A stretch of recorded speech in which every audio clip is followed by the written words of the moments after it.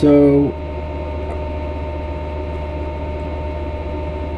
I don't know if you've been watching the Oroville Dam situation, but I've collected some video that information can be learned from.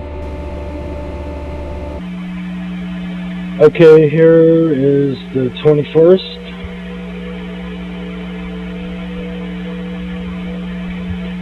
And it looks like,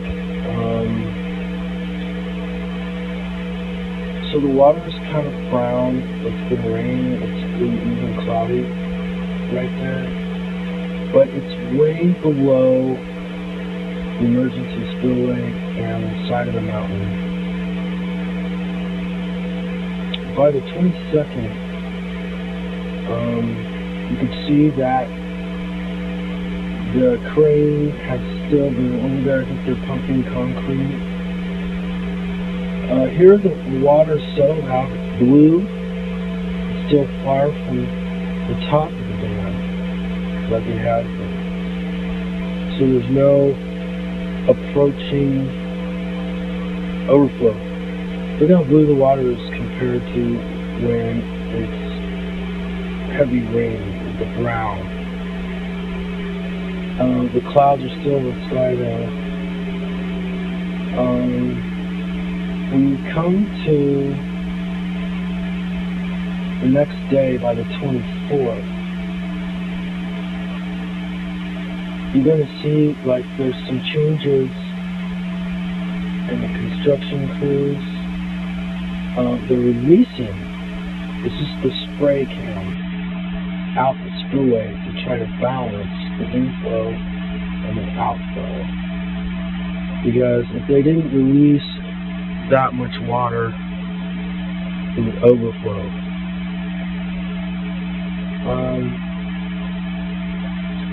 From a distance, it looks like it's, very close to the top. And it's over 80 to about 90, maybe over 90% capacity when you're getting to the point where you can see the emergency spillway and walk up to it and touch it. You can see the drivers driving dump trucks at night, day and night, by the 27th. They're getting worried. What bothers me is that they seem to sense the gravity of the situation, but like, why aren't there thousands and tens of thousands of people working on the dam? I mean, you saw one dump truck there in the middle of the night, and when you see the pictures on the other side, you're just like blown away. No one seems to get like how this is a huge tragedy in the making.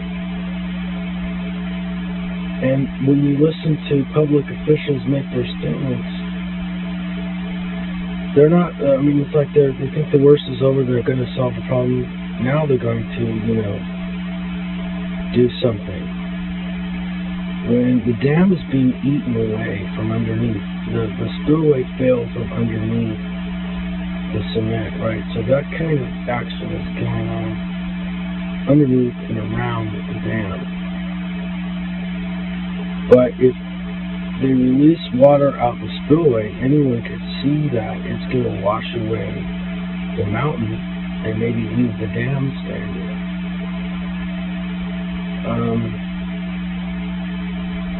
So by the 4th, it's clear skies. The level of the lake is down. The water looks like it's blue, not as much runoff. But when you look at the other side during weekday, it is just as absolute disaster.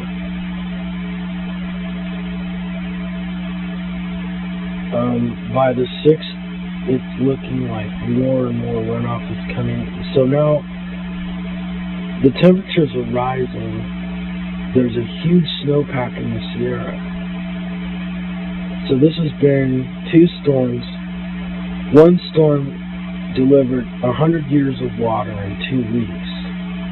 That's how much was let out through that water system. So here's the Los Angeles Times, and there's a video from Sacramento KCRA News, and they seem to get it right, this KCRA News. They seem to be the only ones that are really covering it. With the flybys, they have a helicopter. I think they're based out of Sacramento. And I'm going to play the video clip. I think that they edited it down, and then I'm just going to play a portion of the clip of the report, and it's shocking.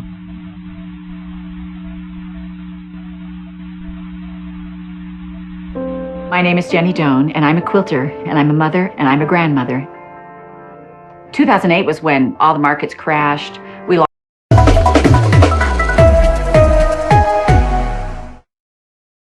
Right, just released about a half hour ago, and they tell us that this is more of a sophisticated plan, ultimately dividing up the southern portion of the county into 11 evacuation areas downstream of Oroville Dam as the state continues to finalize a plan to repair the primary spillway. Now, among the biggest changes is essentially to give residents more time. Last month, upwards of 200,000 residents were given just an hour's notice to evacuate. Now, the sheriff's goal is to give 12 to 24 hours notice.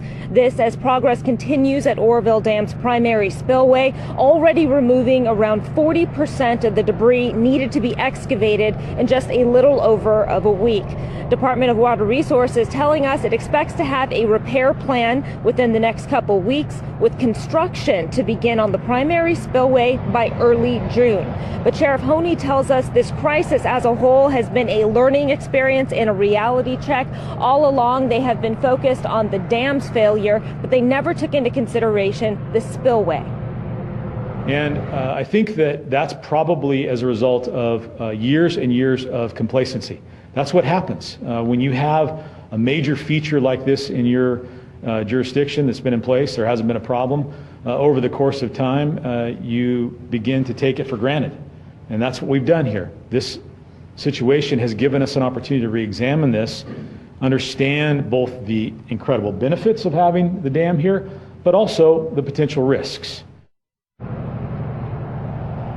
An outflow out of the primary spillway was put to a halt last week.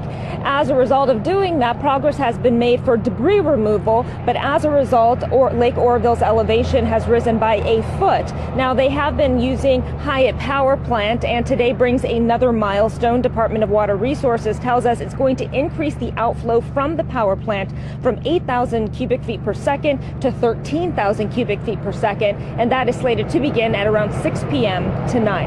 Live in Oroville, Vicki Gonzalez, KCRA 3 News. Lisa? Well, it's great that they're learning.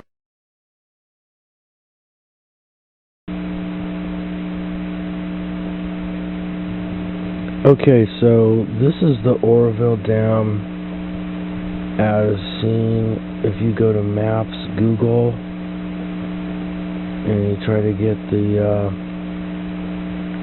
overview, and you're going to go in and look at it. What we have here is a photo released by the Department of Water Resources of the current time of Oroville Dam, where they shut the spillway and they were turning off the generators because it was backed up, and they had to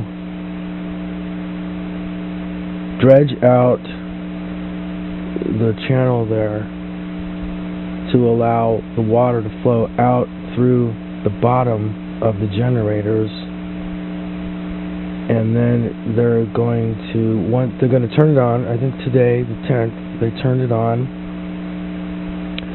or late yesterday. The press release from the 9th says it was off, and that they were. So, and the newscast says they're probably going to turn it on today at the 10th. And then soon after, they're going to turn on the spillway. As you can see, it looks like the mountain is washing away. And it's an earth-filled dam. It's listed as an earth embankment. And the front of it is washed away from underneath the spillway, which is a mile long. So if you think about how a tree has branches that go above, and the roots of the tree are the same shape as the branches above, that saying, as above, so below, right? Well, that amount of water coming on the one side face of the dam, there's pressure and water on the other side, and there's probably water leaking underneath the dam, the surrounding mountain embankment, and water goes to the path of least resistance, and there's a lot of pressure there.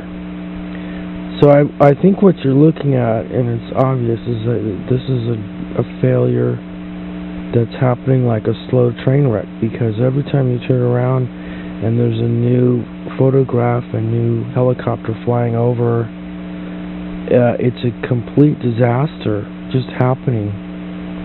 And we're watching this thing in slow motion.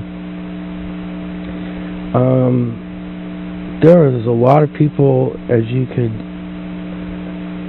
you heard from the newscast. They have exact numbers how many people were requested to evacuate, but you can imagine that the number is quite large. And if you look in history of the flood of 1862, the entire California Valley was an inland sea, and the Native Americans had described this occurring every so often.